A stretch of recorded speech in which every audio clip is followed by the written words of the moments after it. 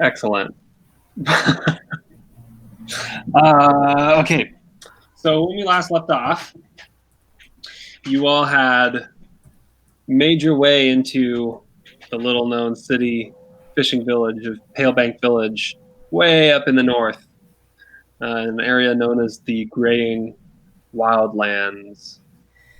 And you made your way to a small town funeral of a man, Urgan, who was an adventurer and who died of mysterious circumstances, slowly succumbing to a strange disease until he eventually turned into a block of ice. Upon a request from Elro, the leader of the town, a former adventurer himself, you made your way around investigating the mystery, figuring out what is it that's making people sick. You discovered a shop that had been ransacked, and inside were some bandits who you quickly dispatched with your wonderful skills. When the final bandit surrendered, they gave you information leading you to an area outside of town, just to the north, called Croker Cave. You made your way into the cave, got rid of all the people that were inside, except when you entered into the final chamber of the cave, you discovered a woman, a dwarven woman, and her acolyte meditating, both of whom have the disease. Upon talking to them, you discovered that the thing that made her sick, she believes, was a crack in one of the vials that was sold by Urgon. And a mysterious blue substance was inside the vial that she was exposed to, and it made her sick. You, Mr. Mortimer, sent your spider into the treasure chest that was sitting beneath, what was her name? Huila? Hulil, that's the one. Sitting beneath Hulil, triggering a trap that sprayed you all with a bunch of those mysterious blue powder, causing Hulil to laugh maniacally and say that you had contracted the disease. So now, she also revealed that she sold her vial to a man in town by the name of, by the name of Irvin, who was a merchant, traveling merchant, him and his family. And she told you that if you found Irvin, you would probably find the vial. So that's where we're at. That's what happened last time. Any questions before we get moving? And I start asking you guys what you're going to do. Nope. Ah, cool. Well, great. All right. So you are, at this point, no time has passed. You're still in the cave, or you've made your way out of the cave, and you're just outside it. That's where you're at, right?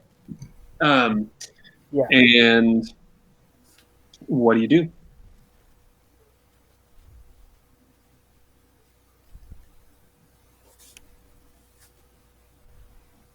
I thought we kind of already decided this.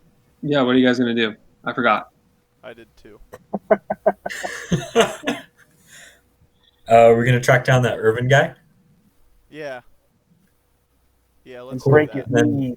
Hopefully we'll find a cure. Just in case, because at least two of us are probably sick. Yeah.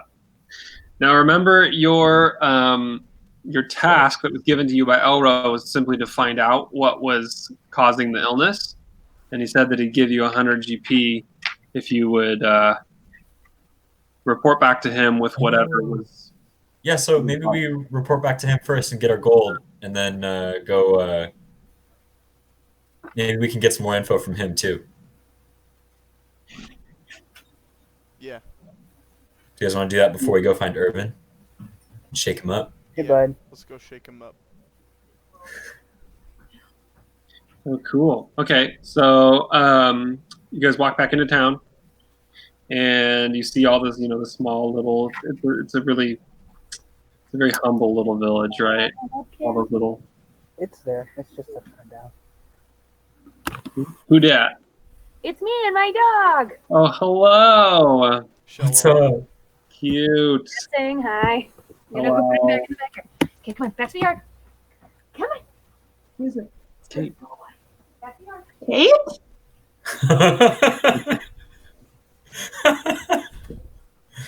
Kate? Is she still there? No. I Addison, think she Can you left. say? Can you ask her to come here? Hey, Kate, Maria says hi. Kate said she hates your guts. Oh, Did you tell her I was here and want to see her face? Do you want to see Maria for like a little bit? Just a second. Odin, come here. You're guys in the middle of like a big battle. no, we are not. We're just getting moving here. They decided what they wanted to do. Maria? Hi. I love you guys so much. I have to go get my dog out of my neighbor's yard right now, though. So Okay, that's okay. I have to go to bed. Okay. Thanks, Addison. Thanks, guys. Good to see you. Bye. I love you. I love you. Yeah. Thanks, Addison. Yeah. Thanks, Alice. Okay, so you head back into town. You see all the buildings and stuff, and you see the small I go stone. in a ding dong ditch a building. You go and you ding dong ditch a building. Okay, so you see a small log cabin kind of off to your right. The window is bright with candlelight, and there's obviously a fire burning in the hearth. You can see the smoke rising from the chimney. So you want to go and ding dong ditch Yeah. Yeah. people? Wait, Okay. do we know what this house is? It's a No, log you don't. cabin. It's just someone who lives in town. Hey, You do don't- we have any like non-lethal bombs that we can like put at their doorstep? Maybe tape to a door. do you? I pick up a rock and throw it at the door. Throw a rock at the door. All right. Make a dexterity check. Make a what check? A dexterity check. So roll a d20 and add your dexterity modifier. Oh. Okay. Dexterity is gonna be +4. So that's a 6. Four. So you miss entirely. The rock Let me do it.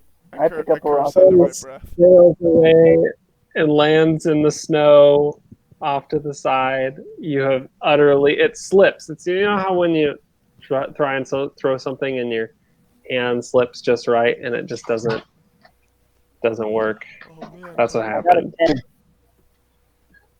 Addison, you got a 10? Yeah. Yeah, it misses. No. It like smacks the side of the building and it doesn't hit the door. Oh, rats. What are you guys gonna do? You want to continue with this course of action, or Oh, Yeah, house down. Wait, I see. let's go find Elro. Get our money. as you guys start walking away, you hear like a crunch, crunch, crunch, and then halt, stop, you Hello. behind you. And you turn around and you see a member of the town guard, and he's like, I run He's- and do a belly flop into the snow, and I just poof disappear into the ground. right in front of him. Well, behind a bush, like I'm not 5 feet away from him. He walks over to where you were. There's no way he saw you. He I walks look up over and to my where you. beard is full of ice. Yes, and he's like, "What in the name of the gods are you doing?" uh, uh, I don't know. He's just having a little fun. He's just playing around in the snow. I. Make a I persuasion promise, check. so you'll never catch me alive. Who's Get ready doing for this? Make a persuasion check, Mortimer or? Bryce. Oh, okay.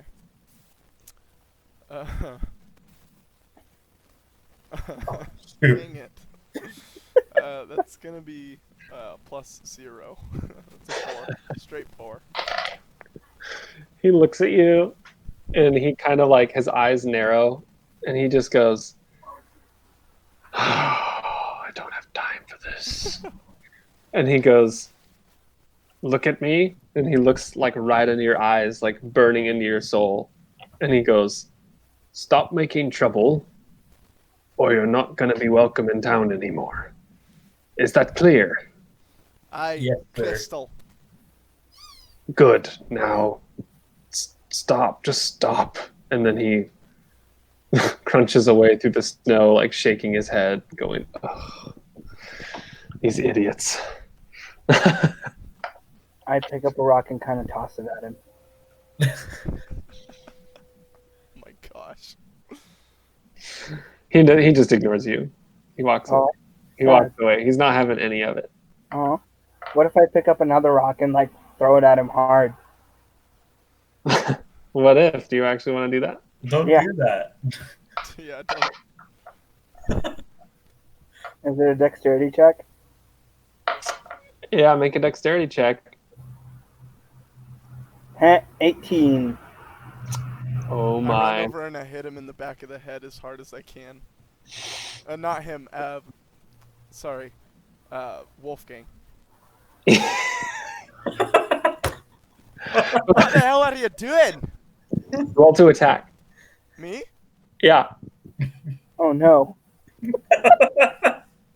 Oh no. Wolfgang, what's your AC? Not that. His AC is 16? Yeah, but what's your attack modifier? Oh.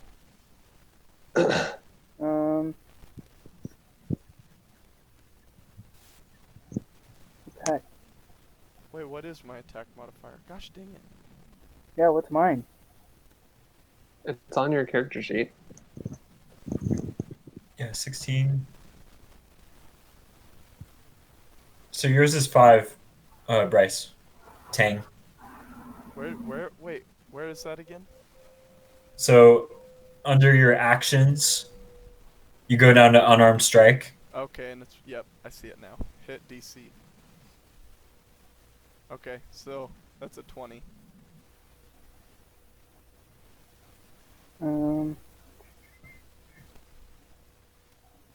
So you Yeah, hit him. so you hit him. Yeah, So you roll damage. You hit him, roll damage. for unarmed strike. Yeah.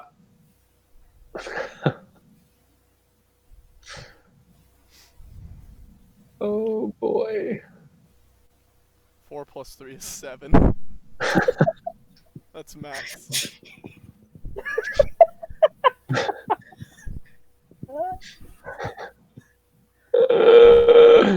Oh my. What are you guys doing? Are we actually going to start this combat, or are we going to... You realize I'm hitting Wolfgang in the back of the head, right? Yeah. Wolfgang, what are you doing? What is the guard doing at this point? Yeah, where's he at? He got hit in the back with the rock, and he just keeps ignoring you Oh, and gosh. moves on. He's walked away. He's done. Okay. He's frustrated. Obviously, he's like he doesn't get paid enough for this. I only hit Wolfgang because I wanted the guard to think that that was not a group. I didn't want to get kicked out, and that I was mad at Wolfgang for, Oh, good, good. because I thought he was gonna come and confront us. he might have, but I think you have convinced him that you're not looking for any trouble. I'm not going to do anything. I'm just going to let this one slide. Cool. All right. Cool. All right. So you make your way through town and you find a small stone. It's a one-story stone cabin. And you know that to be where Elro lives. It's evening, by the way. It's like probably 7 p.m. or so. Let's knock on the door. Okay. You hear kind of some shuffling inside, and someone comes up to the door, and it opens a little crack, and you see one little eye peek out, and he sees you, and then he goes, "Oh, it's you three," and he opens the door wide, and he says, "Well, why don't you all come in? I'm afraid I've just finished my supper. Otherwise, I would offer you something. But please come in." All right. Cool. So you walk in, and it's cramped, but it's really cozy. And the fire is roaring merrily in the fireplace, and he has a small a square wooden table with some chairs, and you see over in the corner is his bed. He lives a very simple life for the leader of the town, and he invites you to take a seat. And he says, "So, what have you found?" We have learned that the disease is called frigid woe. That's what's causing it. Is it? Okay. All right. Do you know what that is? Have you heard of that before? I can't say I've heard of it, but I may be able to consult some of my some books in my library and see what I can find about some of the old lore about Isle Cross and that area of the world. Hold on. Can I do a history check? I'm a sage. I've studied. Yes. Yeah. Do a history check. Run a history check. 5 plus 7. Nice. You haven't heard of frigid woe specifically before, but you do remember that during the Great War about 500 years ago, some call it the Calamity, there was a lot of interest in biological warfare. There were different groups of people who were seeking to create diseases and Trying to make a virus. What? that might have that may have made their way into the wrong hands. Okay. But that's about all you could really place. You don't remember anything else about it.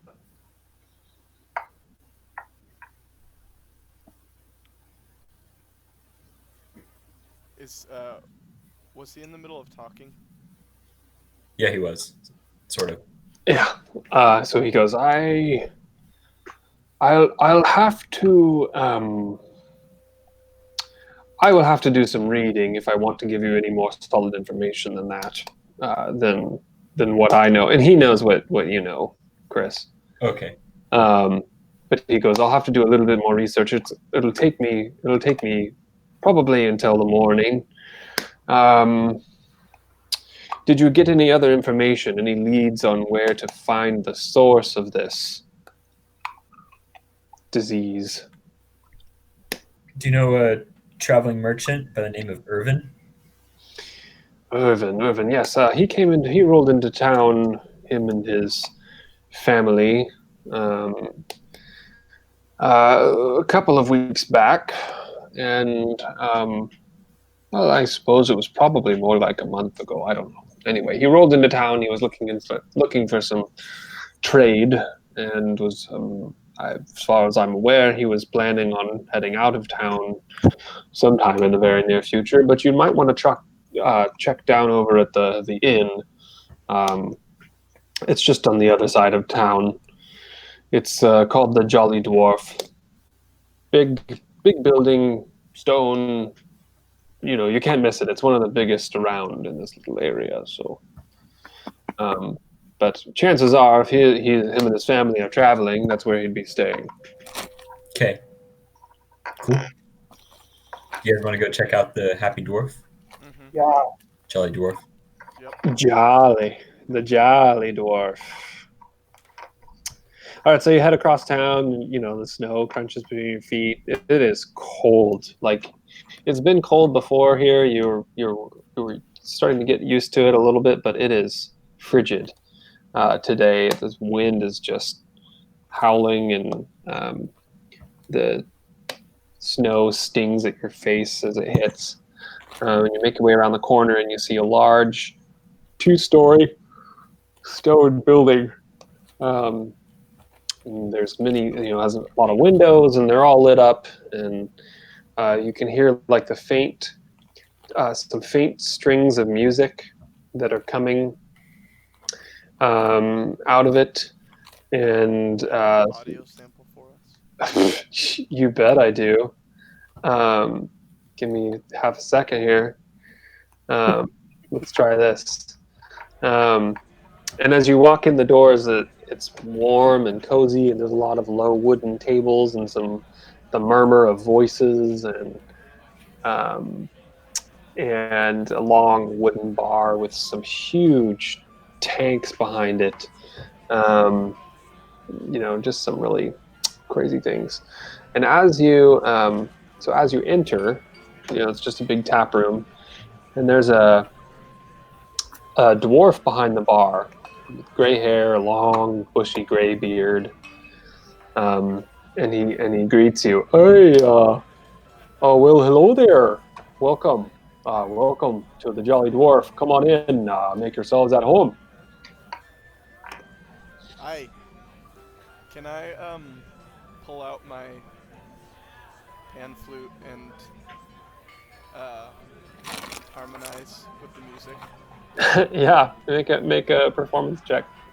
Okay. Performance is gonna be +0. Cool. 18. All right. Yeah. So you make your way on over, and you join up. There's a couple of musicians in the corner just trying to strike up a little bit of a tune, and you manage to join in with them. And at first they look at you kind of like, who is this guy? But then when they start to hear you play, they're like, oh, okay, I guess it's fine. And you play with them for a song or two, and they seem to be enjoying themselves. And then after like the second song, the room like kind of like polite, applause at the end of things is how, how that polite applause goes in those weird public situations. I do. So that's, it's great. Dang, The I was hoping I could bartender- get something out of that. What's that? I was hoping I could get something out of that. Well, the bartender comes over to you, and seeing another dwarf. You're a dwarf, right? Yes. Right. Hill dwarf. Yes. So he's seeing another dwarf of and someone who's talented in the art of music. He comes over and he goes, "Oh, you're pretty good at that, there, eh? It's not too bad. I've been practicing all my life. Where's that accent from, there, buddy? I don't know if I've seen a dwarf around these parts with that particular set of pipes there you got." I'm from Ironforge. Strike my chest hard. Oh, Ironforge. All right, it's way down there. All right, cool, good. You know my friend Kiri, right? Ah, Kiri, that old bastard. Yeah, he's from Iron Forge. But I figured you all knew each other because you know how that all works. And I used to run around pulling a few pranks together, but he was a bit of a sissy. Oh, yeah. Sure, yeah. Couldn't piss in a That's, gutter with him if you even wanted to. If you paid him. That's him. Haha. All day long. Aye. All right. Hey, We've got we were a wondering. few questions for you. I'll let my friend Mortimer here do the Oh, talking. yeah, Mortimer is it? All right, Arl, that's my name. Aye. Good to meet you, Arl Bortok. I am the Tang. Tang. Good to meet you, and you are, sir. And he's looking at you. Addison Wolfgang. He's looking at you. I'm Wolfgang. What's up? Wolfgang. All right.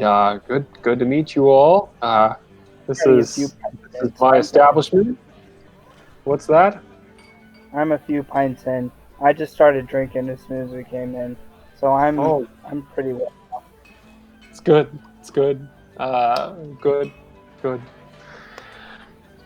Yeah, this is my place here. I've been here for almost 30 years now, and I've enjoyed almost every one of them.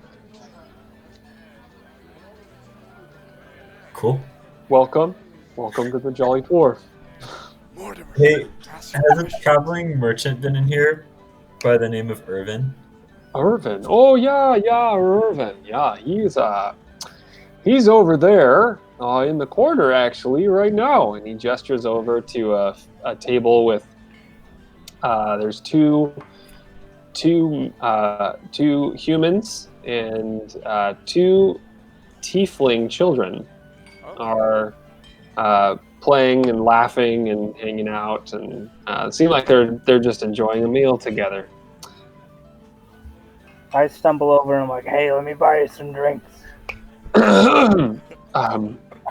Excuse me, sir, but What do you have? I believe I don't understand. Why would you want to buy us drinks? To have a good time. It's like burping and vomiting. Oh, Okay, I walk over and say, "Hey, please excuse our traveling companion here. Are you Irving?" I am, but I don't. What should his accent be like, guys? I don't know. Make it the German accent. Oh yeah. Oh yes. Okay. Yeah. Yeah. My name is Irvin. But I am a little bit I'm a little bit confused. Why is it that you feel that you are entitled to interrupt my meal with my family? I just want you to have a good time. That's Wolfgang. Yeah, he just wants you to have a good time. Ting and I, we've got something really important to talk to you about, so we can talk to you about it in private if you don't want to interrupt your family. Well, if it is important, I believe it probably should be talked about in private. Yes. Are you sure Right. you don't want to be? I can get one for So, the kids. I get up and lead him to a empty table, not like super far away, but far enough away to where like we can have a conversation in private. Okay. He looks at you kind of like quizzically, like what is going on with this? Bryce, why are you upside down? Why are you upside down, Bryce? I don't understand. One sec, sorry. How'd you do that? Help me. Okay, does Tang come and sit down with us? Aye. Sweet. And Wolfgang's off. Like, is Wolfgang still over by the kids just drinking? I went back over to the bar and I'm making buddies with everyone over there. Nice. There's this, why don't you all make perception checks? Is mine going to be stunted because I'm, Yeah, yours is at disadvantage because you're intoxicated. sad. Okay, perception. Mm-hmm. Oh, nice. Dang it! Oh, good. Oh wait, I'll squint around quizzically. So Tang and Tang and Mortimer, kind of looking around the room as you're kind of investigating and looking around this place, you see a man, half-orc, sitting in the corner, speaking. It appears to be talking, whispering in a hurried manner to a person in a dark forest green cloak. The hood is up, and he speaks to this figure. You can't really make out, who or what this person looks like that he's talking to. But the half-orc man appears to be whispering a few hurried things, and then he slips something into the man in the cloak's hand, and then the man in the cloak stands up and makes his way out of the inn into the night.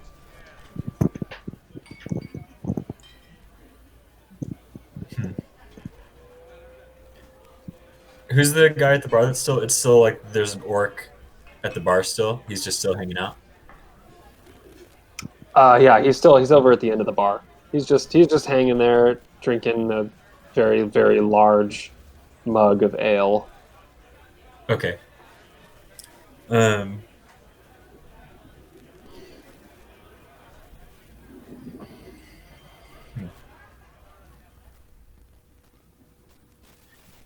Okay, so I say to Irvin, so we've been working for Elro, the leader of the village, trying to track down why a bunch of people are getting sick, because a bunch of people are getting sick. We found out that it's tied to a blue dust that was carried in a blue vial, and everyone who's come in contact with it, like what's inside the vial, has gotten sick. And we've been told that you might have one of those vials now.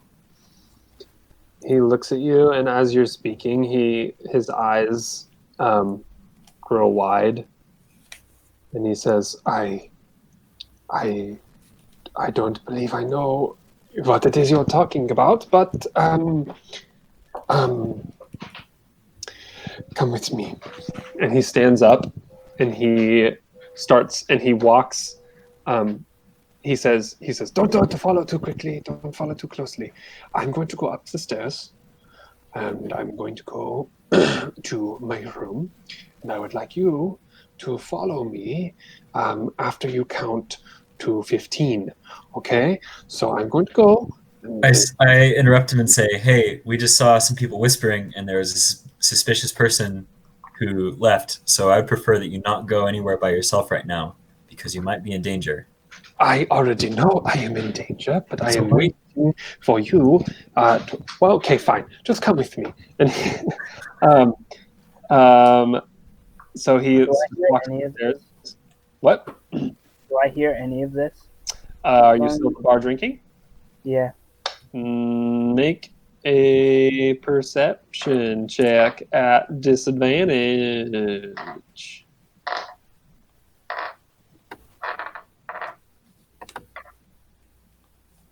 Dang it. Yeah, you don't see this taking place. Okay. You are deep into your drink. It's okay.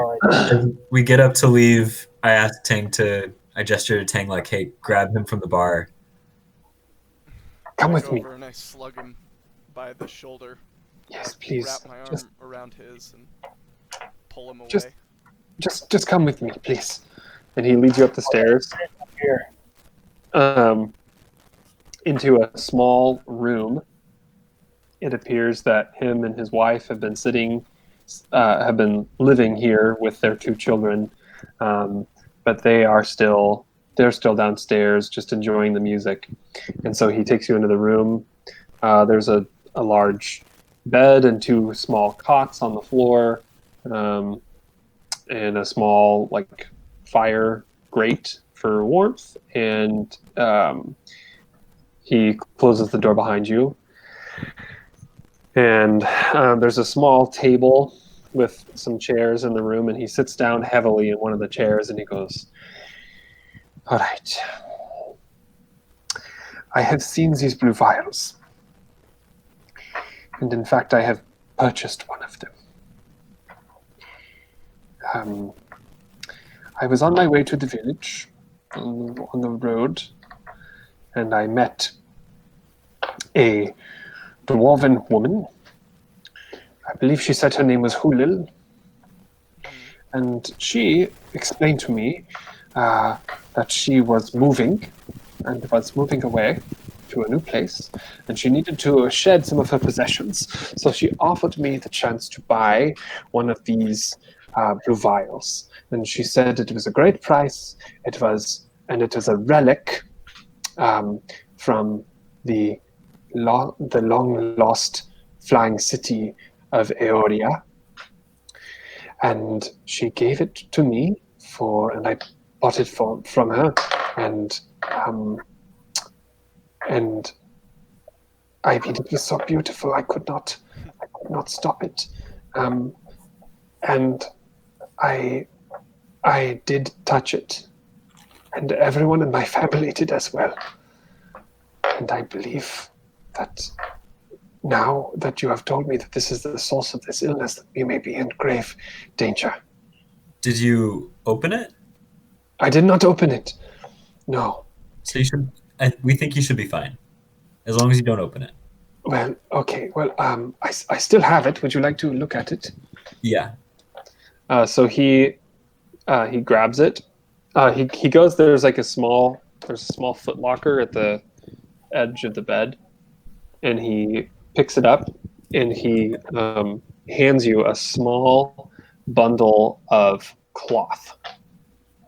He's obviously wrapped it in this cloth to try and protect it. Okay. Wolfgang's still drunk. Tang, what do you think we should do? I'm worried about this family's safety. Yeah, we're gonna try to figure out how to make him better, but we can't do anything about it at this moment right now. You think we should offer to see if he can let us hang on to the vial for now? Yeah. No, I don't want it anymore. You must have it. If it is dangerous, I do not want it. Okay, I still wrapped in the towels and stuff. I stow it safely in my backpack. Good. Okay, make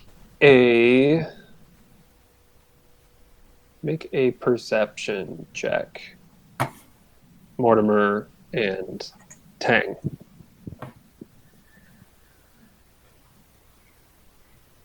Okay. As he hands it to you, you both notice that his hand, there are 2 or 3 faint dark blue veins that are making their way down his hand, and presumably up his arm.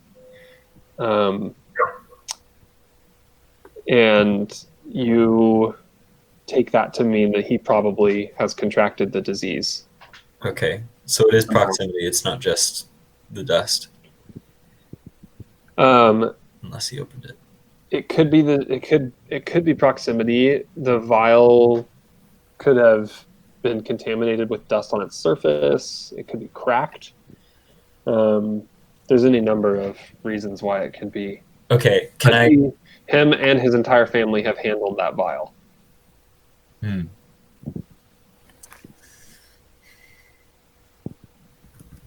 I thank you for taking this away from me, but in the last couple of days I have noticed that I have gotten the chills. I do not feel quite well. Perhaps it is all in my head, but I do not feel well. And I believe my children, they've been complaining about being cold more often than normal. And they are tieflings. They're adopted. My wife and I could not have children of our own. And so we adopted them. And tieflings, generally, they sort of have an inner fire. They never get cold, really. But my children have been complaining that they are cold. I think something is very wrong. You mentioned that you thought that you were in danger. Why do you think that? Well, when you are a traveling merchant and you are dealing with antiquities, such as I deal with, there is always a small chance that there are people who would be wanting to take those items from you without paying their proper dues. All right. So you haven't noticed anyone suspicious following you or anything? Oh, I don't think so, no. But I always am keeping an eye out, and I do believe that I am always in danger, to some extent. Okay. Well, Is there we're gonna. anything we can help with? Find a cure. Aye. Help my family. All right. Will you Okay, be sounds here good. when we find a cure? Say that again. Will you be here when we find a cure? Oh, we will stay, yes. Aye. We were planning on leaving town, but I believe at this point we should probably stay until we know what our fates are going to be. Aye. All right. Okay. I thank him and head downstairs and look around for that orc that was at the bar. Cool. As you're leaving, as you're walking out, he says, wait. I have one more request. If you see my family downstairs, please don't say anything to them. I do not want them to be afraid. Okay, we won't. Aye. Thank you. And please, work quickly. I believe Urgon, the man who died recently of this disease, I believe it only took him about a month to pass away from it. And I do not want to meet the same fate, nor do I want my children to meet the same fate. Aye. Understood. Okay, so you walk downstairs and you look for the orc? Yeah. Cool. He is down at the end of the bar, and he appears to be very deep into his drink. Hey, Wolfgang, you're up. Go make a friend. What's up? So I go up to him. I'm like, hey, let me buy you a drink. Trying to think of an accent for him. Hang on. Why do you want to buy me a drink, puny man?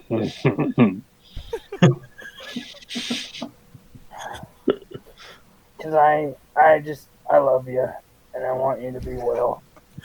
You don't love me. You don't know anything about me.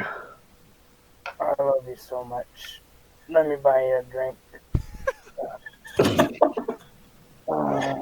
He looks at you, and you can see some like confusion and also a little bit of, a lot of suspicion, a lot of confusion. And he says, no, thank you. I prefer to just sit alone.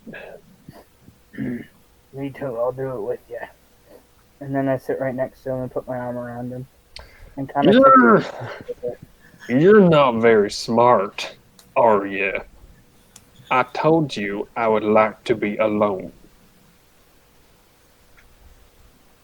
I'm just in the corner chuckling right now. He's gonna get his ass whooped.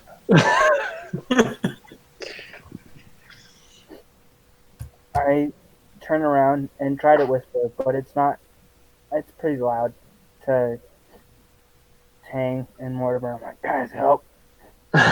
Please. You have approximately 13 milliseconds to get your grimy little elf hand off of my back. Yeah, you should take your hand off his back, dude. I move it down towards his butt.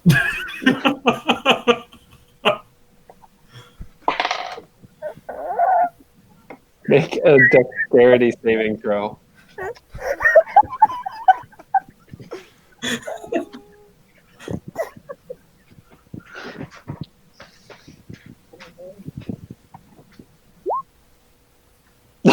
Yes. Oh my. So his hand like darts down to try and grab you. Your hand as he feels it moving, and your hand darts away, like he gets right out of the way, and he looks over at you, and he says, "Now I'm gonna give you a choice right now.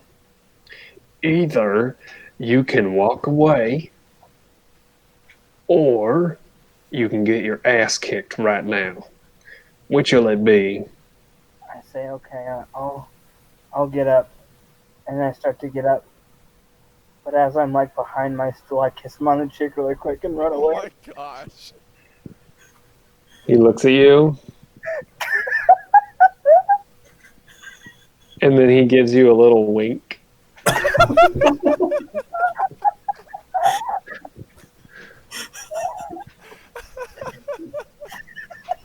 And he stands up, drains his pint, slams it on the counter, and on his way out of the door, I need you to make a strength saving throw.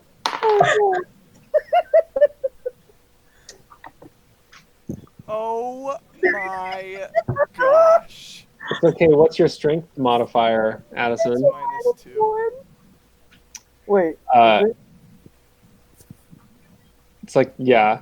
So as he walks by you, he just checks you, like stiff arms you into the wall, and you take 1 damage from that. No. Okay. And he walks out the door. Really quick before he walked out the door, can I cast Charm Person on him? Yeah, go for it. Okay, he has to make a Makes a 15 wisdom saving throw. 15? Yeah. Okay, I swear I am not lying. I just rolled a natural 20. No. Dang it. And does he know that you cast a spell on him, even if he throws it off? They do, oh. I don't know. Hang on. If they are charmed, they know they're charmed after the effect. It says when the spell ends, they know that they were charmed, but it doesn't say anything about before that.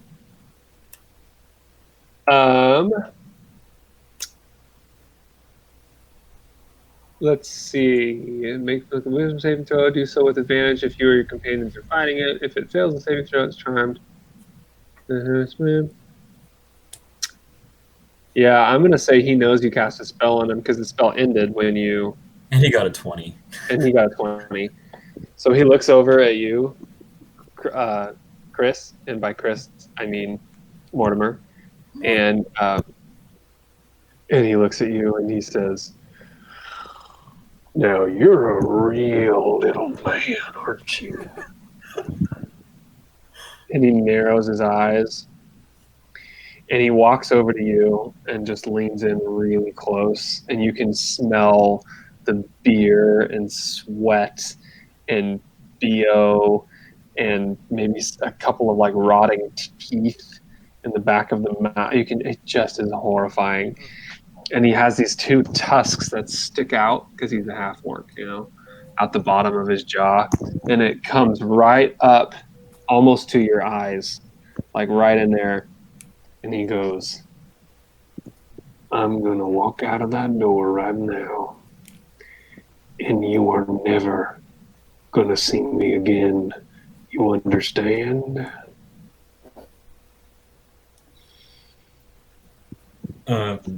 We have a few questions for you before you leave.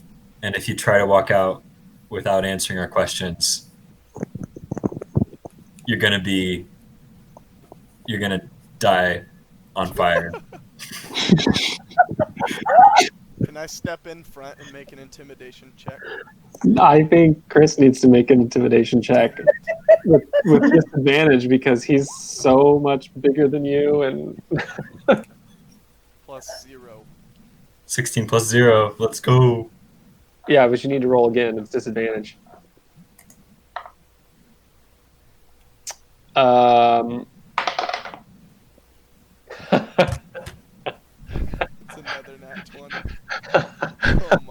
Oh no!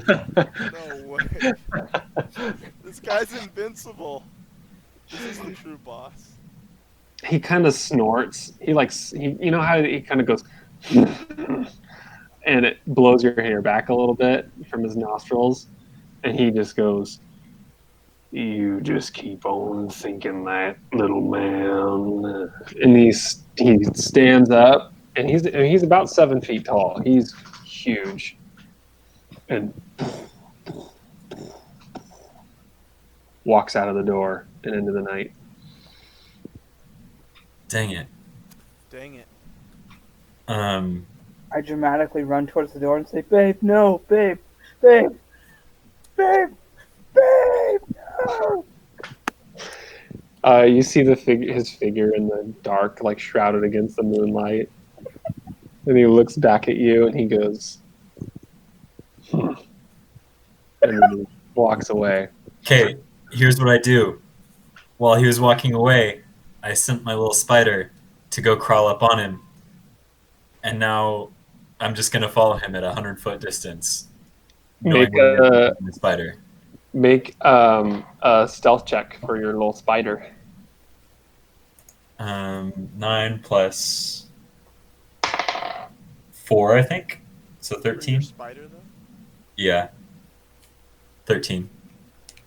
Okay, your spider. You think your spider's hidden.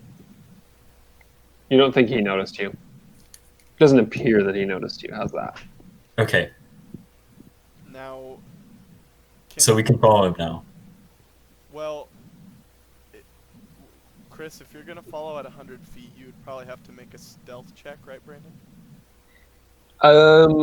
That's pretty far away. It's far away. He only has dark vision up to 60 feet. He's drunk. I'm gonna say you don't need to really try that hard. Make a stealth check, but it's a low DC DC? difficulty. Oh. Like, Oh, Oh, yeah. Yeah, he has no idea you're back there. Okay, are you guys coming too? Yeah, I'm following right behind you. You all need to make stealth checks too. I'm being dragged along.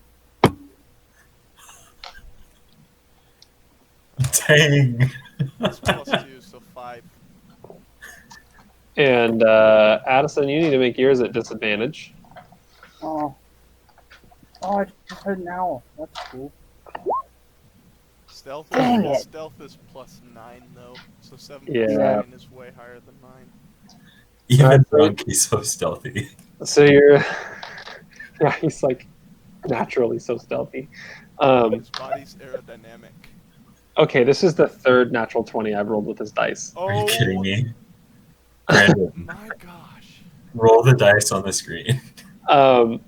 He sees, he looks back. Apparently he heard Tang, and he looks back, and he just kind of doesn't care. He's just like, I don't care. And he starts like walking through town and weaving through some of the back alleys and stuff, and he makes his way to a small log hut, and takes out a set of keys from his pocket and fumbles with them in the lock for a while because he's drunk and he can't get it. And then the lock clicks open and he stumbles inside and closes the door behind him. Your spider is still on him. Yeah, he is. So inside of this cabin, you see it's really simple. Really, there's a bed that's big enough for him, but not really much else. A small table and a fireplace with some cooking utensils. But on one of the back corners, you notice a large cabinet, and it is currently closed. It looks like a wardrobe of some sort. Okay, so we've got a couple options. We can keep trying to press this guy for answers. We could go back to, what's his name, Elro, with the information that the flask is a relic from a lost city and probably a bioweapon of some sort, and see if he can give us any more info. I think we should keep pressing this guy though. Yeah, I think we should as well. Do you want to try to break in on him now? Do you want? I can set an alarm on the building, and then we can be warned whenever he exits. At this point, he is starting to get ready for bed. So he's starting to take off his clothing, and I need you to make another stealth check for your spider. For my spider, Yeah. 20. Okay, so as he's taking off his cloak, he kind of throws it off behind him, and it lands in a heap on the floor with your spider inside, so he doesn't notice. Nice, way to go, Ozzy. And Ozzy hears some more like shuffling and moving around and stuff, and then the creak as he gets into the bed and starts to kind of cocoon himself in to the bed for the night. Okay, so Tang Wolfgang, do you guys want to take this guy out, get some answers? Is Wolfgang sober yet? I mean, at this point, no. It's only been about an hour. But it is getting very late.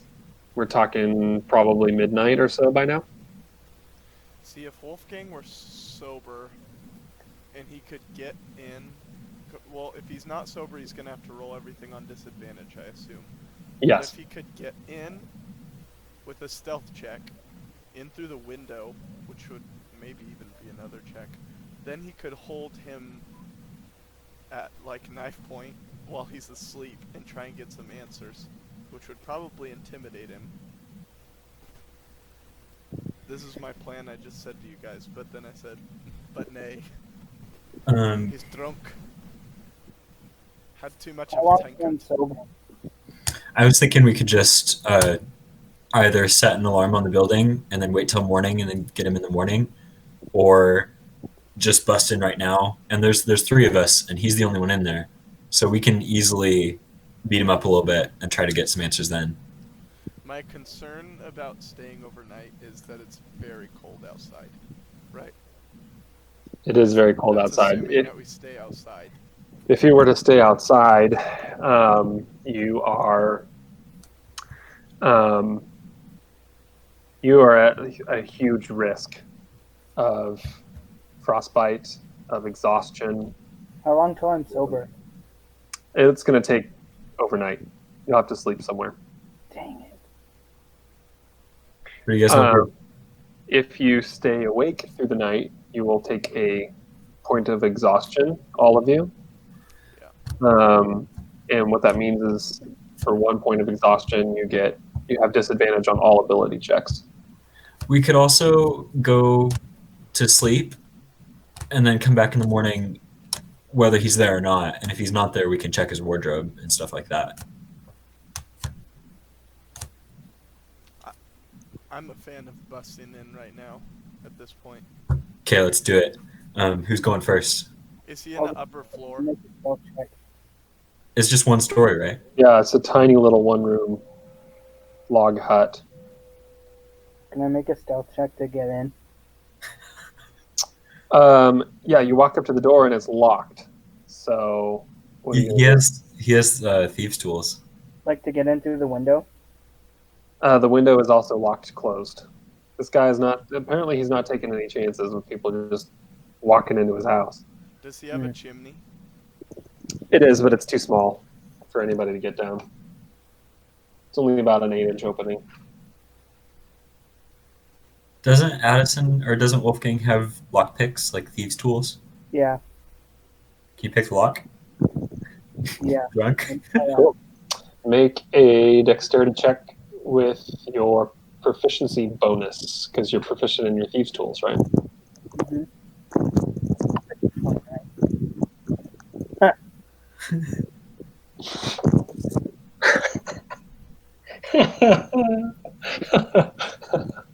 That's fitting. So you begin like trying to get the lock to get undone, and the cold is just numbing your fingers, and that combined with the alcohol in your system, you can't quite get it. The lock just won't budge. Okay, Can I dive Tang, through- you want to try breaking down the door? Yeah, I was gonna ask, can I dive through the window? Can I do, like, yeah, just Make- dive.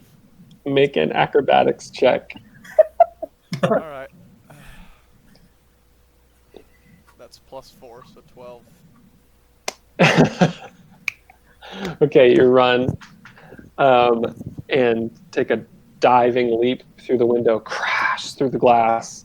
I need you to make a dexterity saving throw for me, please. It's +2. Okay, so as you dive No, through, +4 for the saving cool. throw. As you dive through, the little bits of glass scrape against your flesh, and you take 10 points of slashing damage. Jeez.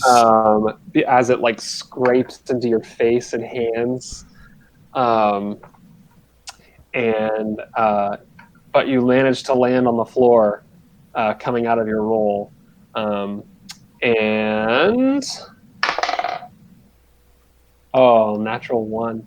Okay, he does not hear the sound. He was so drunk and so out of it, and Okay, he's so deep into his passed out.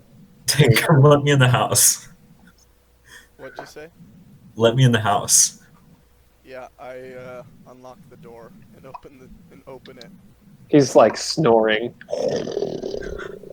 I've got blood dripping down my face, and I just kind of go like this.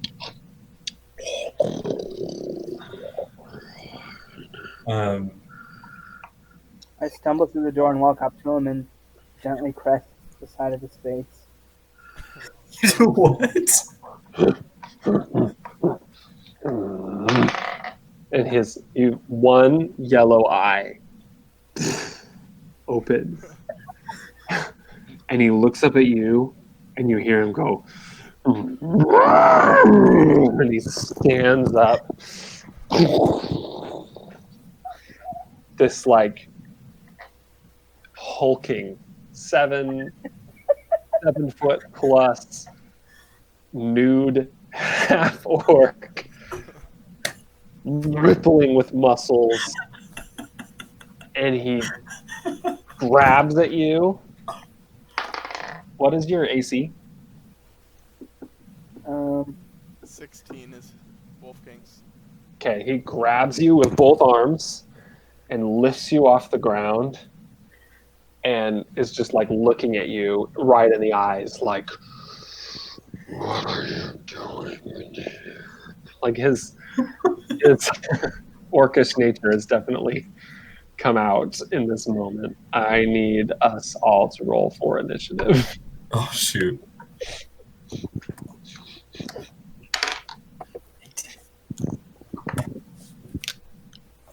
Okay, so Chris, you got an 18.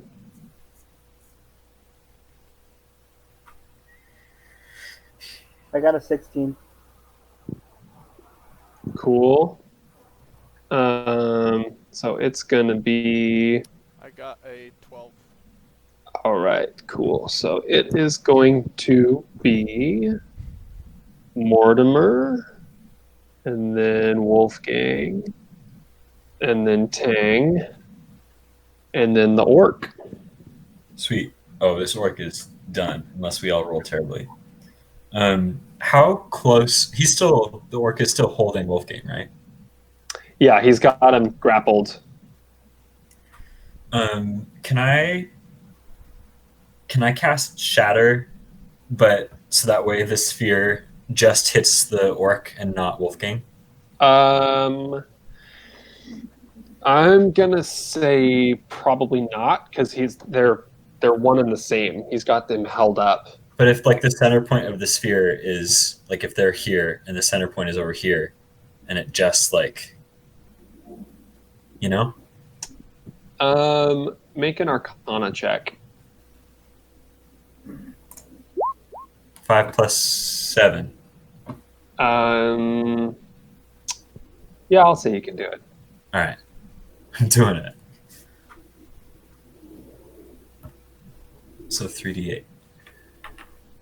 And he makes a dexterity save? Yeah, he has to do 15. Cool. He does not save. So you rolled 3d8. He does 12 damage. Yeah. Okay, so the sphere of blue crackling energy moves around the orc, just barely cutting off right before it gets to Wolfgang. And the sphere starts like this and then crushes inward on his body and then shatters outward. And he goes and lets go of Wolfgang. Wolfgang, you take 3 points of falling damage, 3 points of bludgeoning damage as you fall to the ground. And he falls to the ground unconscious, but not dead. Is he looking pretty toasty? Oh, he is. He's like bleeding out of his eyes and his nose and his ears. There's a small trickle of blood coming from his mouth. He looks like a broken orc. Okay, hey Wolfgang, you actually, I don't know. One of you should wake him up and try to intimidate him. Yeah, I was gonna intimidate him on my turn if I could. Okay, well, we're out of combat because he's unconscious. So that was great. Oh, okay. Who has high intimidation? I have a I don't. Addison's has +3, but he's drunk. We can both try it. Okay, I walk over and like slap him awake. Also, I'm gonna go pee while you guys are doing this. Yeah, I'm gonna grab something to drink really quick at this moment. One moment, please. I'm gonna grab some water then. Be right back. I'm gonna grab something. I'll be right back. Oh man, it's just me, all alone. I could do anything.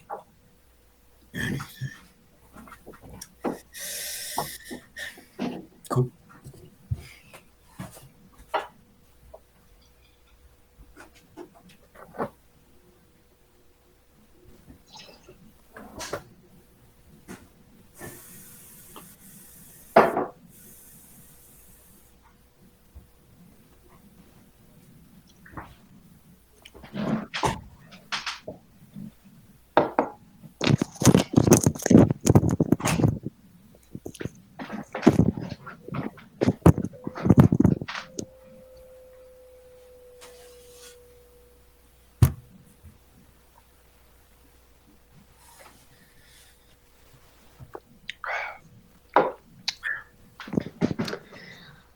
This is good. I'm glad you guys made this decision. Yeah, we wouldn't have had much of a lead, or we don't have much of a lead if we lose this guy.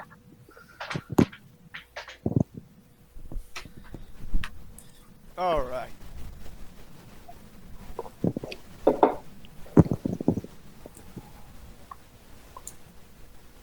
Oh, hey, Bryce. Oh, Oh, hey, buddy. How's Hey, it buddy. going? It's pretty good, man. My name ain't Bryce, I'm the Tiger King. Ain't no Carol Baskin's gonna take my tigers. Carol Baskin? She's the worst person who's ever lived. Carol Baskin. I saw a tiger. Tiger soul man. Oh, we've only watched the first episode of it so far, but it is buck wild. What is this? Tiger King. It's a Netflix documentary series that is crazy, like utterly. It's about the exotic animal trade in America, like tigers and lions and venomous snakes and Bears. yeah. Oh my. My mom watched it in a single day. What? Is she really? Yep. Oh my gosh. She doesn't Yeah, have very it much is. work right now. It is crazy. Yeah. Anyway, here's Addison. Get some more weed. Yeah. Hi. Did you get enough weed, Addison? What? Get enough weed. Yeah.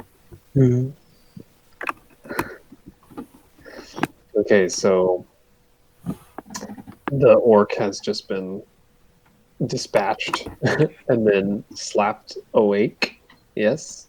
Yeah. And he's on the floor and he is very, very hurt. And he looks up at all of you and and he looks at you and he goes, "What? How? What? Where am I? Who are you?" We're the fellas you just saw in the bar earlier. We warned you would be in trouble if you didn't give us answers. I suppose you were right. And he like wipes the blood from his face. He's still just laying on the ground. And he goes, "It appears I find myself in a bit of a predicament." I apologize. What did we want from him again? We saw him passing a note when we were talking to the merchant about the blue vial. Okay. And so I'm suspicious that he is working for someone who, for some reason, wants the vial. Okay. I'm gonna tell him that. "What do you want from me?" You see, we were talking to one of our associates back there in the bar and couldn't help but notice you being all sneaky and passing notes and all. So tell us, what do you know? I don't know what you're talking about. What do you mean? What do I know? Can I raise my fist and intimidate him? Maybe I can refresh your memory? Yeah, make an intimidation check. +0. Gosh dang it. Oh, do it with advantage because you've got him on the ground. You've destroyed him. So much better. He just looks back up at you, and his eyes are wide, and he just says, I honestly don't know what you're talking about."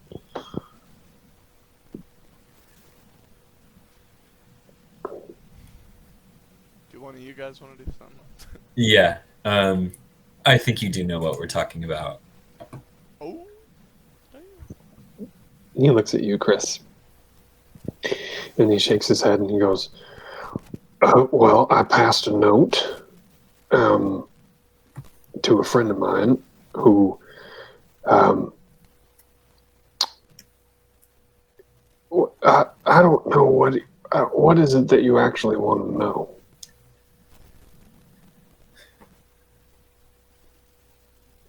What was on the note? Okay.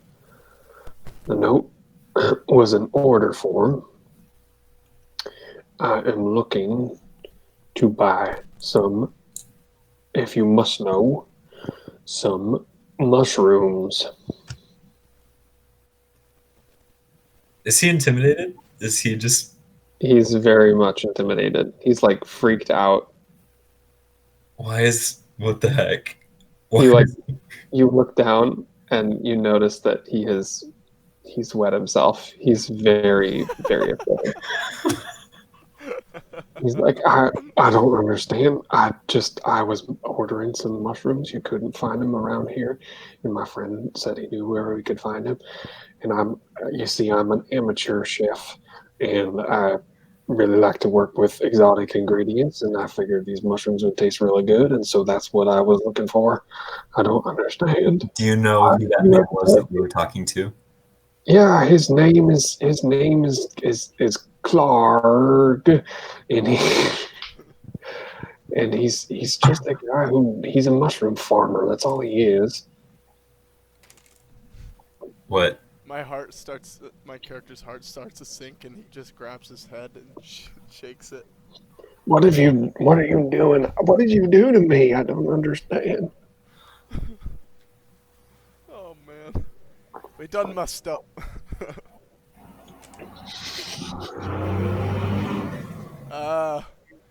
Well, this was all just one big misunderstanding, we'll call it. Misunderstanding, you have nearly damn well killed me in my own home. I am naked, and I have had some weird black magic used upon me, trying to frickin' kill me. I believe I'm going to be calling the glass blades. I believe you'll be compensated for this. What are the glass blades?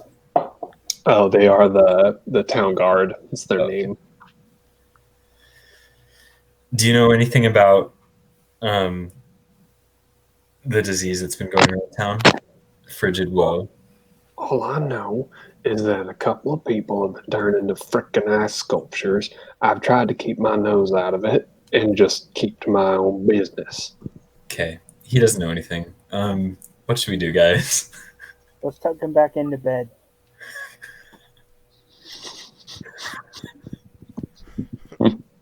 I don't have anything that I can give him to compensate him. Okay, how about this? You see, this was all just one big misunderstanding. Who's about when we finish Hey, a quest, I get paid. I'll compensate you for the window we broke, your face that we broke, and the mental emotional damage per se. I don't ever want to see you all again. I want you to leave my house, and I don't ever want to see you again. How much money, Dungeon Master, how much money in like damage to his house have we done, do you think? Like 15 gold. Okay. Whoa. I am a lawful neutral, so I'm considering. Should we just? We don't want him to tell on us, but also we don't want to do any more harm to him. We should probably do our best to make it right, like make it even. I'm gonna give him like 100 gold because we broke his body and broke his house. Yep. Do you have 100 gold? Does your Yeah. character have 100 gold? He has 250. No, it's a lot. Yep. You give him 100 gold, and he looks down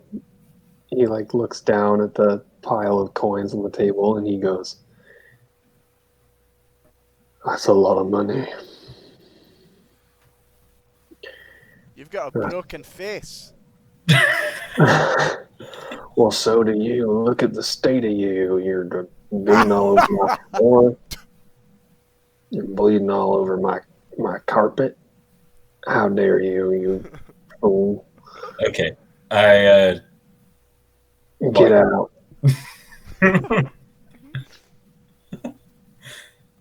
I say let's go find a place to stay for the night. I go He's back like- and I crawl back through the window from which I came. You guys can stay at the inn. As I'm walking out, There is room at the inn.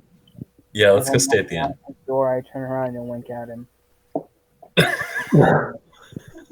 He just spits at you. He spits on the ground. He doesn't want to have anything to do with you anymore. Okay, we go to the inn and get a room. And Cool. sleep. That'll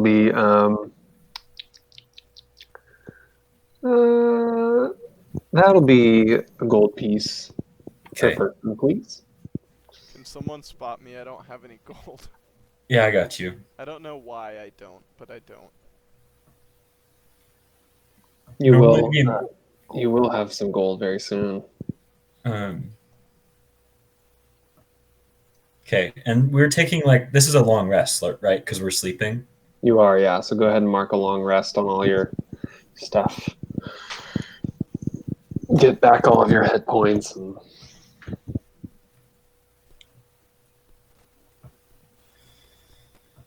Okay. Yep. All right, so the next morning, the sun, like that pale winter sunlight, filters through your windows. And as you kind of stir to wakefulness, You make your way down into the common room for breakfast.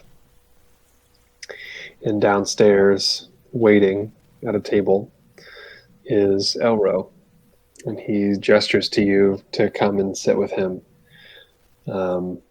He has a plate of a hot breakfast in front of him, bacon and eggs and some beans, and it's a nice breakfast. And a set of each set before you is a similar breakfast, without you even having to ask for them. Apparently, he was expecting you. And he says, "Well, you three have been busy since last we talked." Yep. I very annoyed. Say, stop yelling as I'm trying to nurse my hangover. He goes, I suppose you did pay him back, and that paid more than paid for his medical bills and also his emotional pain, and also the window that you broke.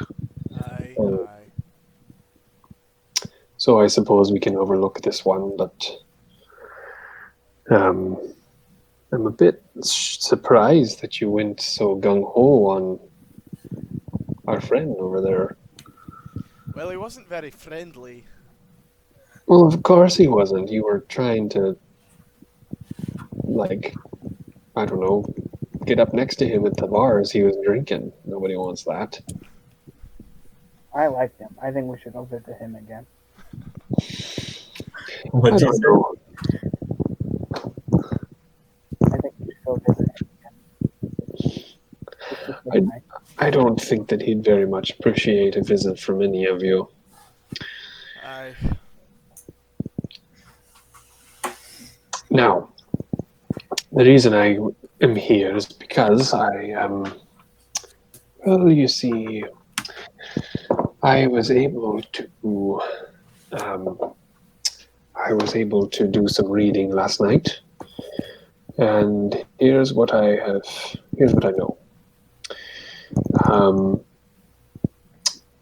We know for sure that Irvin, Fenton, Honor, and Magic, that whole family, they're all afflicted with the frigid woe.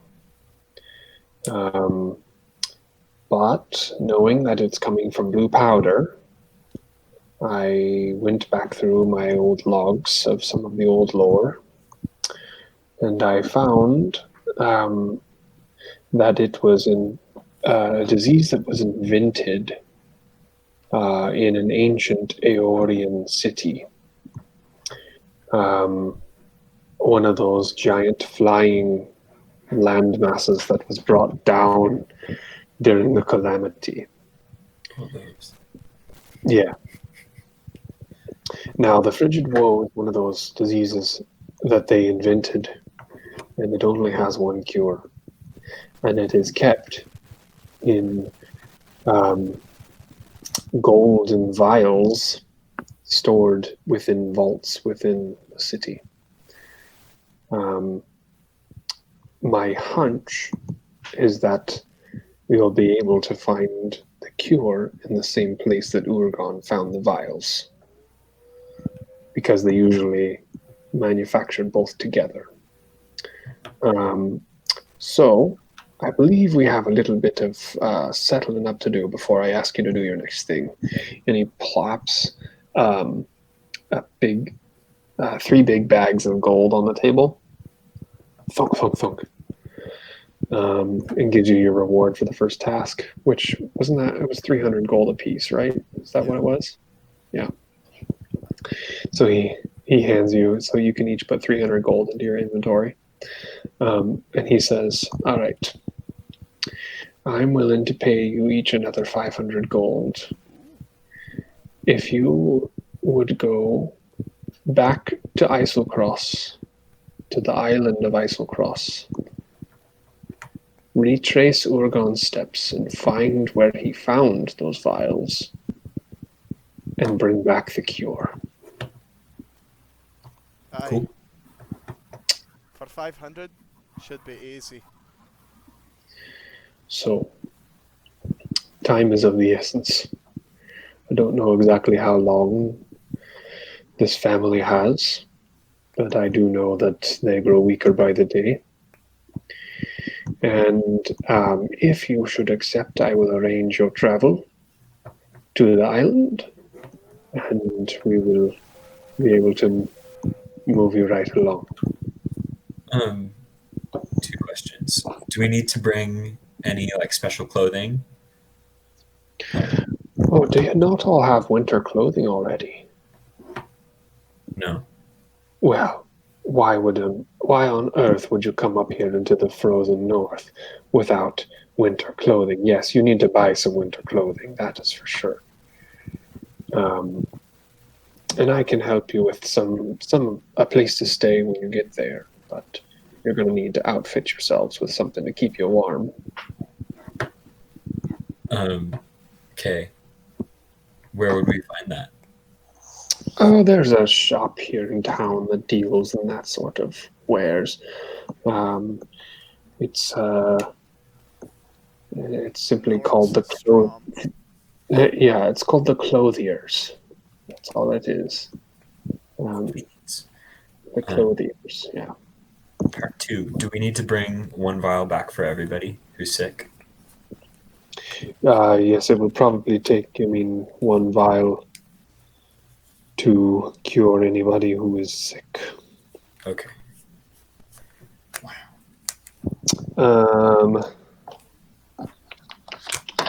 Hang on.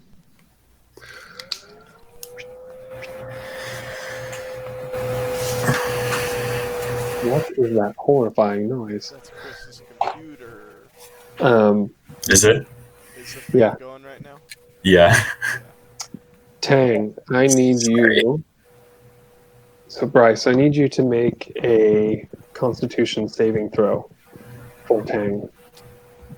Constitution saving is +0. Cool.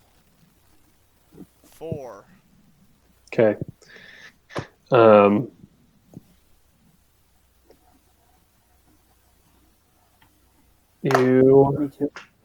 As you all stand up from the table and you walk out, Tang, you suddenly feel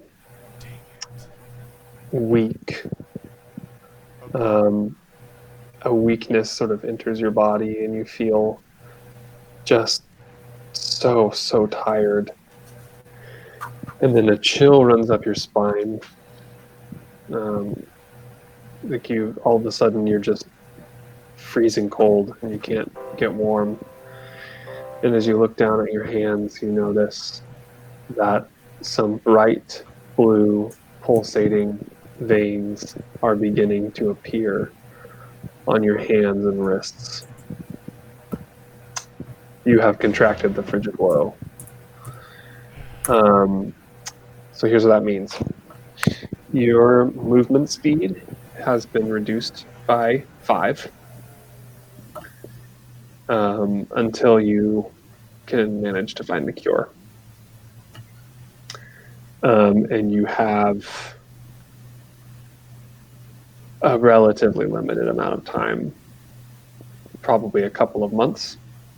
I will ask you at certain intervals of time as they pass in the game to make a Constitution saving throw. And if, depending on the result of that roll, you will either advance in the disease or it will remain the same. Okay.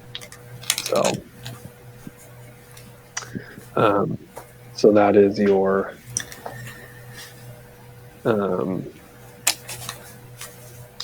that's where you're at right now.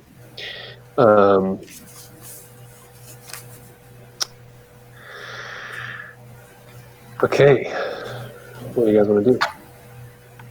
Let's get going. Oh, we need to go to the store to get some winter clothes, huh? Mm-hmm. Yeah, so you go to the store, and I mean, it's your typical sort of clothing store, but this one has a special affinity for leather and fur and those sort of heavy garments for wintertime. For a full set of heavy winter clothing that is going to work for the sub-zero temperatures that are around here, you are looking at 10 gold pieces a piece. Okay. How much for the bougiest fur coat there is? I mean, it can go all the way on up, but if you want something that's really exotic, it can get up to 100, 200, 300 gold. Sweet, give me that. Give me the biggest one you got. Okay.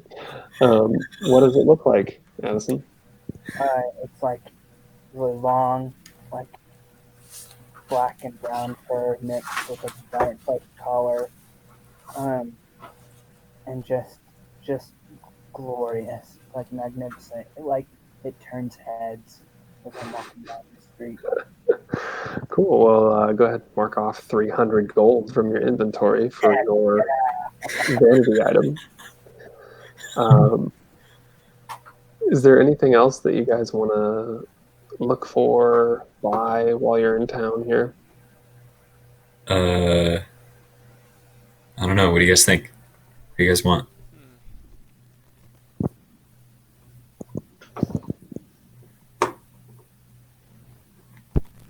How long is the trip gonna be? It takes 9 days by sea to get to the nearest city, which is Serenla.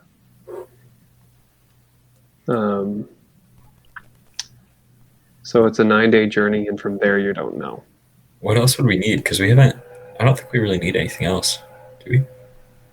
Elros? Elro? Oh, I mean, you might want. I mean, I don't know. You need your weapons fixed or want new ones. There's a blacksmith here in town. There's really not a whole lot here, but there's definitely going to be nothing to buy in Serenla.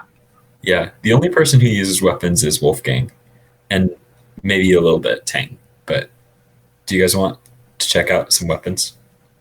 Yeah. Sure.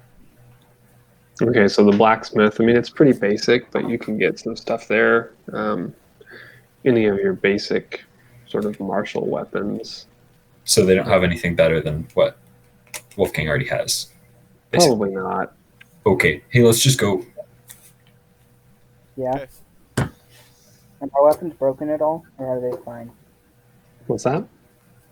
Are my weapons like broken at all, or are they fine? Oh no, they're probably fine. They're okay. Okay. All right. So he arranged for travel for you guys to leave the following day. So you guys can spend one more night at the inn if you'd like, and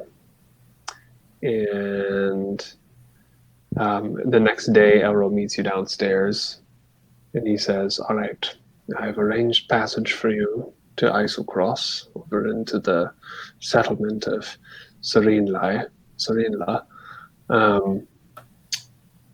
aboard the ship Remorhaz, R-E-M-O-R-Haz, actually. It's owned and operated by the town's guard, and we're going to take you over into Isocross, on the largest island out there. And once you're there, you should talk to a woman, a dwarf, named Orville. Orville Mustev. She will be able to guide you. Just kidding. I lied. It's a man. His name is Orville.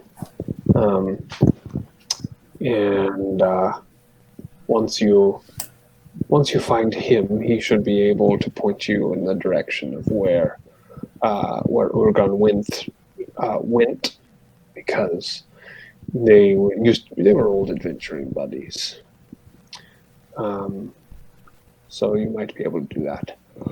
Now, once you have found the cure. And I am very hopeful that you will. You should use whatever you need for yourselves, should you need it, and then give the rest of it to an elf in Serena who simply goes by the name of the buyer.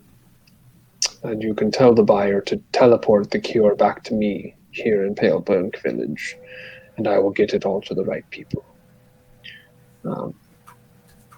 That is what I would like you to do. Aye. Let's get going. Oh, Unless there's something else we need to know.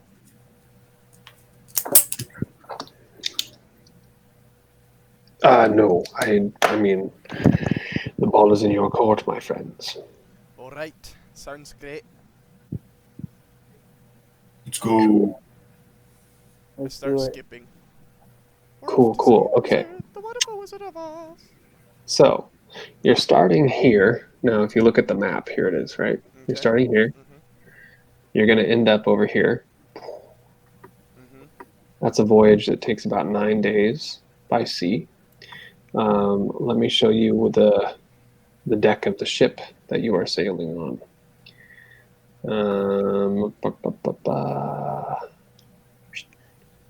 Not there. This one. Yes. Sweet. Oh, Yeah. So here you are. It's a relatively large boat. Some sea background ambience. Yeah. Let me see what I can do here. I'm all about the immersion here. Yeah.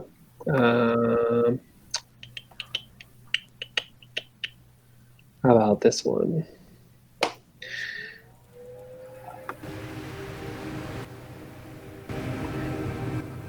All right. So you are on the boat, and you hear the sailors rushing around, and as you walk up the gangplank onto the boat, a figure greets you. It's a stocky elven man. You're not used to seeing stocky elves, but nonetheless, here we are. A stocky elven man with patched clothing and the faintest trace of a 5 o'clock shadow on his face. And he greets you, and he says, "Welcome aboard the Remorhaz. I am your captain for this voyage. My name is Captain Parvo." Captain Purvey? Parvo. Oh, Thank you very much. And I welcome you aboard my vessel. Now, do any of you have any sailing experience? Nay. Nope. Well, good. We hope that this will be a pleasant journey for us all, and without incident, as it usually is. And so they raise the sails, and the sea wind fills the sails, and the ship pulls away from the dock. And as you move out of the harbor, you notice that the sea itself is dotted with huge chunks of floating ice. This is very clearly a cold area. The first day passes without incident. Can I, during the first day, I recast my Find Familiar spell as, I'm gonna go, hold on, as octopus. Nice. My little octopus can swim beside the ship. Great. He clings onto the side, hangs out. He's doing great. He's loving it. Loving every minute of it. It is a frigid, cold, horrible, awful trip. It's nasty. And you are just shocked at how it just seems to get colder and colder the further out you go. The sea ice begins to get denser. And on about the third day, Mortimer, I need you to make a Constitution saving throw. Oh no. 18 plus. It's 20, I bet. Yeah, that's 20.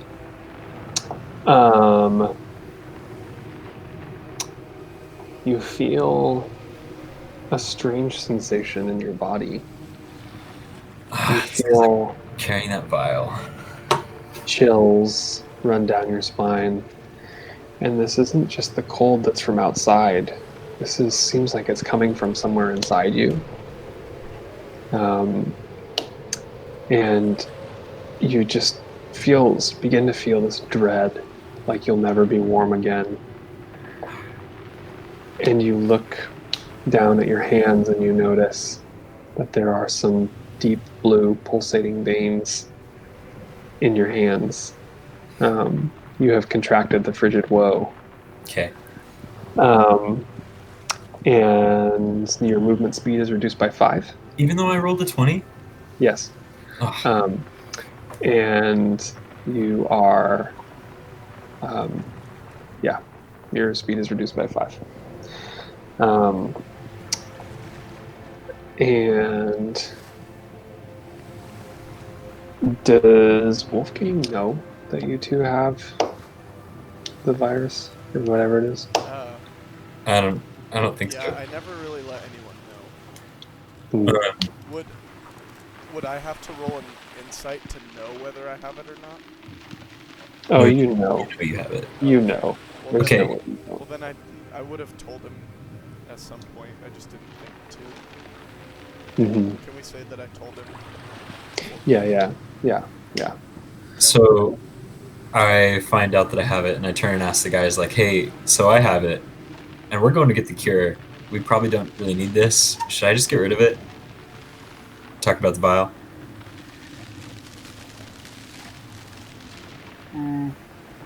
Should I just throw it away?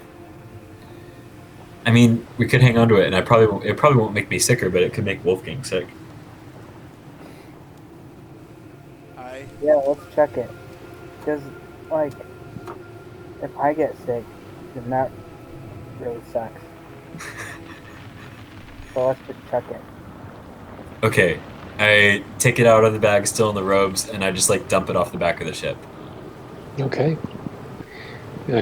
It plops into the ocean. Sad. And sinks out of sight.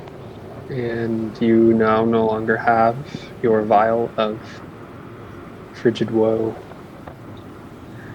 I walk over to Mortimer and I jokingly fart on him to give him some more in the back order. Make perception checks, all of you.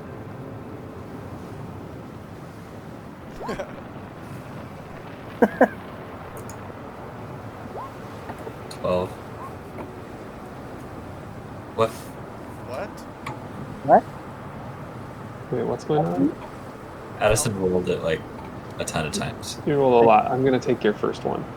Okay. So Wolfgang, as you're looking over the edge of the boat, on the right hand side, the starboard side, you see a strange black figure in the distance, floating above the waves. And as you continue to look, it appears to be flapping like wings, and getting slightly larger and slightly larger, and it is moving, appears to be moving toward you. What do you do? I very calmly and nonchalantly walk over to my two associates and say, hey, look at that big black thing that's flying directly at us really fast. Should we tell people? Do we see it Yeah, make perception checks. again? Again, yeah. But if I told them, wouldn't Yeah, they should we know? have advantage? Yeah, you should have advantage.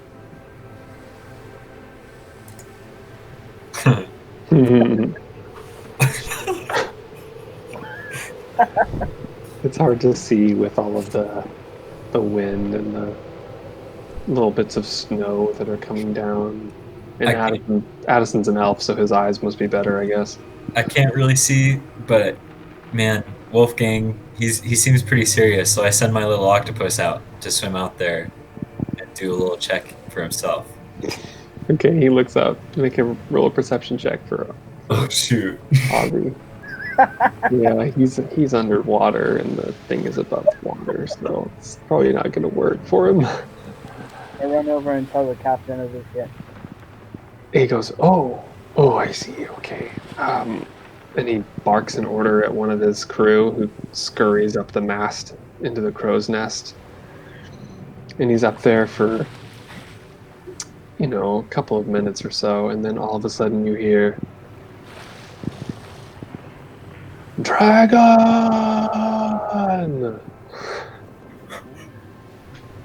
And circling the ship Really fast. is a dragon, a small dragon, about the size of a person, but a small, black, hateful-looking dragon circling the ship. Let's see here. I need to get your guys' little figures out, don't I? Can I take out my bow and start shooting arrows at it? You can in a moment. Okay. Let me go here and here and here. Okay, so where are you guys on the boat? I was looking off the edge. Yeah, I was looking off the edge too. Like, what? Where is this thing? Cool. And the dragon is circling, and he's coming at you from this angle over here.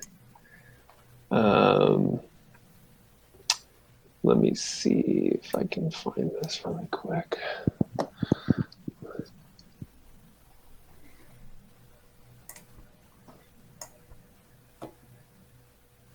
Okay. I've got my good old who's-he what's-its here. All right, let's roll for initiative.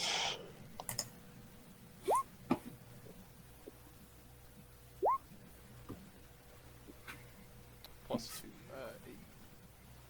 Cool. Okay. 24. All right, so the order is Wolfgang, and then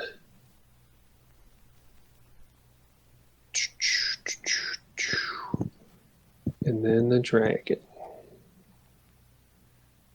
and then Mortimer. Is that what your rolled, Chris? Was a 16? Yeah. And then Tang. Are any of the crewmen in on this? They are. They've never. Apparently, some of them have never seen a dragon before, and so most of them are running around like not knowing what to do. It seems as if it's falling on you guys to take care of this.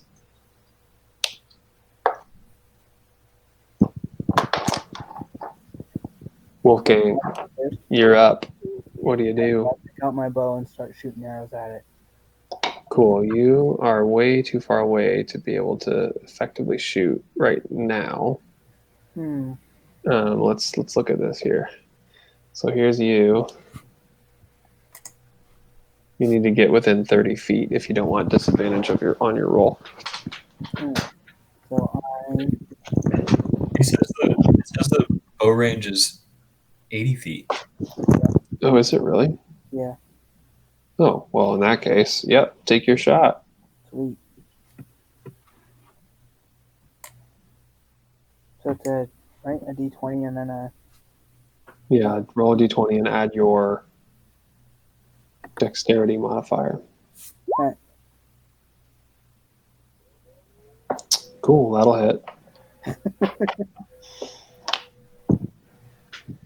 and then a D6 plus 5.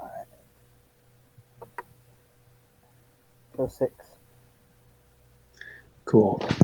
So the arrow whizzes, boom, and strikes it right in the side, and it kind of shrieks a little, like, and then it circles back toward the boat.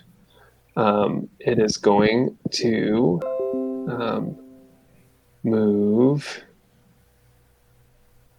5, 10, 15, 20, 30, 35, 40. And as he's coming down this direction, he is going to actually, he's not going to do that. He was here. He's going to go 1, 2, 3, 6, so fly along the edge of the boat, and it's going to, you see it open its mouth wide, and a long ropey strand of dark black sizzling acid shoots down at you. Everybody in this line, so from here to there, needs to take a, yeah, where did my line go? You need to make a Constitution saving throw. Can I use No. so the armor, like a person's armor rating, has no effect on this attack? No. 9 plus 3. Oh, sorry. It's a dexterity save. Did I say Constitution? I meant dexterity. Oh. No, 9. you're not line or no? Does it like reach me? 15. So, okay, so you got 15. Chris, what did you end up with? 9. Okay. Addison? 15. Cool. Okay, so Chris, you take. Oh my. Okay, well, you're gonna do this here. You take 5d8 acid damage. Huh. Oh wow, it's a good thing those are bad rolls. So you take 10 acid damage. Shoot, man. And Addison and Bryce, you each take 5 because you managed to dodge out of the way of the worst of it. And I take so 5, you said? you take 5.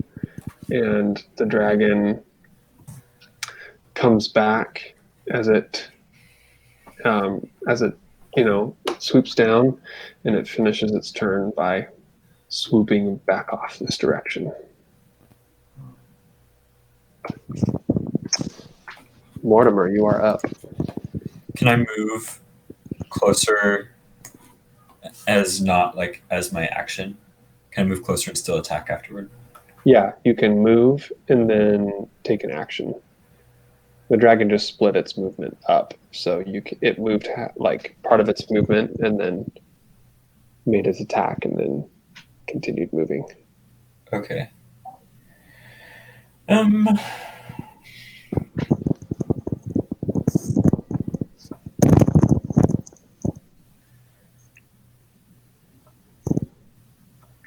Hold on.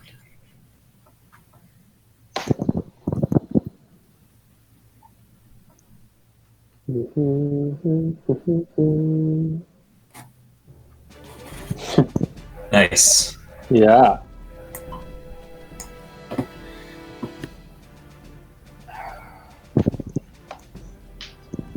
Okay, I'm gonna move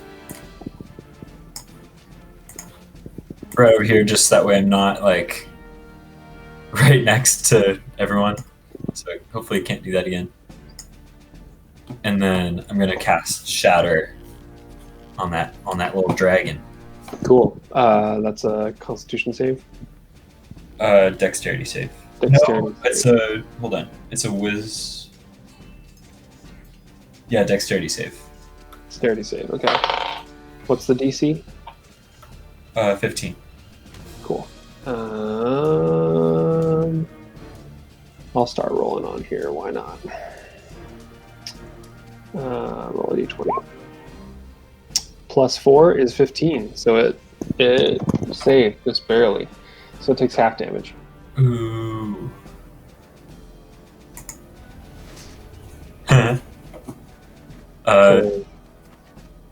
So 19 divided by 2 is 9.5, rounded down is 9. So it takes 9 damage.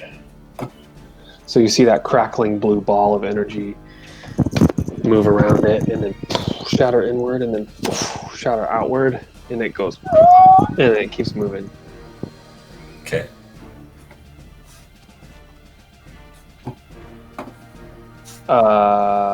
Tang, you are up. I'm gonna throw a boomerang at it.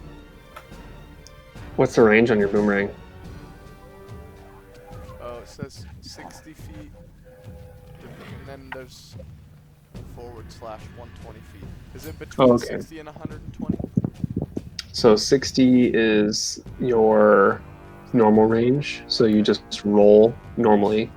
120 is your roll, but with disadvantage, and you're well within that, so you're good. Yeah, I'm gonna throw a boomerang at it. 8. That would be a +4. It's 12 to hit. That's not going to hit, so you release the boomerang, and you see it circle out around the dragon, and then come back to you. Wolfgang, is that your turn? You gonna move or do anything else? That's my turn. I'm gonna stay where I am. Cool. Wolfgang, you are up. I shoot another arrow at it. Oh wait, hang on. How far away am I? I guess I'll get closer. Can I go up there? And then I'm gonna shoot another arrow at it. Cool. Roll to attack.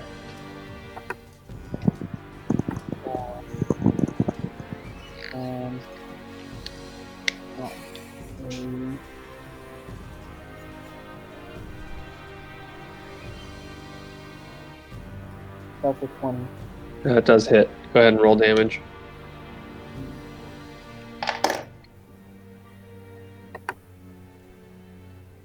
That's an 11. Cool. All right. So you hit it, and it goes in like right below the wing into the chest, and you hear it shriek in pain, and it starts to fly a little bit lower. It's a little bit and a little bit slower. It looks like it's pretty hurt. Now it's the dragon's turn. Okay. It does not get its acid breath back. So it is going to come down here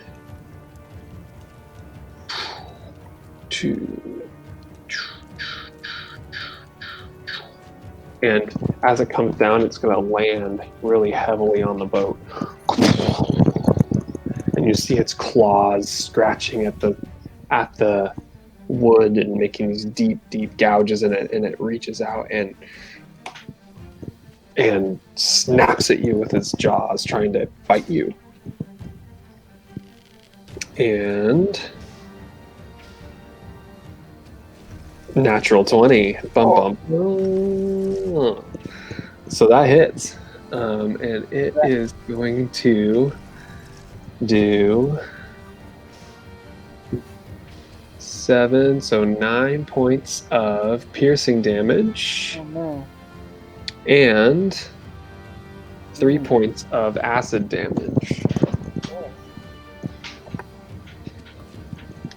You see its like fangs are dripping with this nasty black substance, and you feel it sizzle and burn in your skin as it bites you. That's minus 11, right? Say that again. That's minus 11, right? What's minus 11? Yeah, it's 11 points total. Yeah. No, 9 plus 3? Oh, whoa, 12. It's 12. Mort, you are up, senor.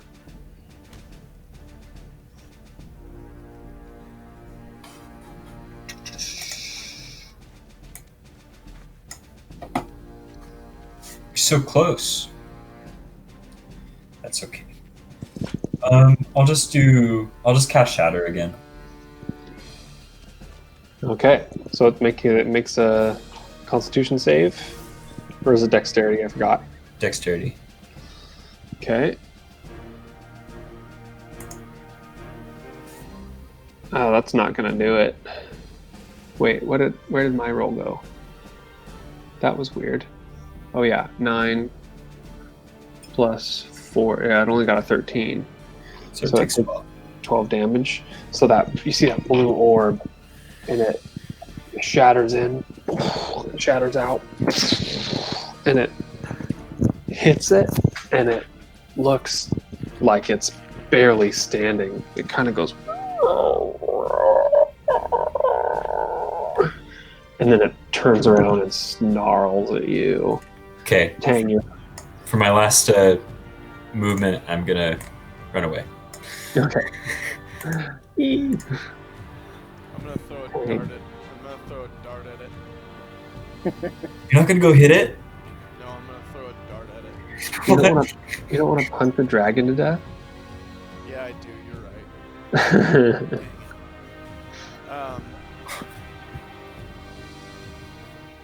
Yeah, I'll hit it with the unarmed strike. So you're gonna come over here I'm gonna move, right there. and smack it. Okay, so it is. You have advantage on your attack because you're flanking it with Wolfgang. Alright. Can we say that I ran up the spine of its back? If I hit Sure. it? Yeah, go for it. Yeah, 9 plus 2 is 11. that does not hit. Okay, can I use... I'm gonna use key Yeah, to do a flurry of strikes and try to hit 2 more times. yeah, do it. Ooh, I got an extra slot for my key. Alright. Nice. 15, let's do 17. That does hit. Okay. Roll damage. 6 damage. Okay. I run up For- on its spine, jump up, and I land fist first on its head. Cool. I assume that finishes it. Yeah. Well, how do you want to do this? So you slam your fist on its head, Yeah, and and it kind of pile drive it through the deck a little bit. and you feel the skull crack beneath your fist, and the brains goosh out, Yeah. and it is V-dead. I need you Its to tail make probably has this bunch. yeah. I need you to make a dexterity saving throw for me. That's plus 4 is 7. Okay, so a bit of you punctured its venom sacs in its That's what I was head, afraid of. This is why I was gonna throw a dart. and a bunch of acid splashes up onto you, and you take 6 points of Lord. acid damage as it goes up your arm.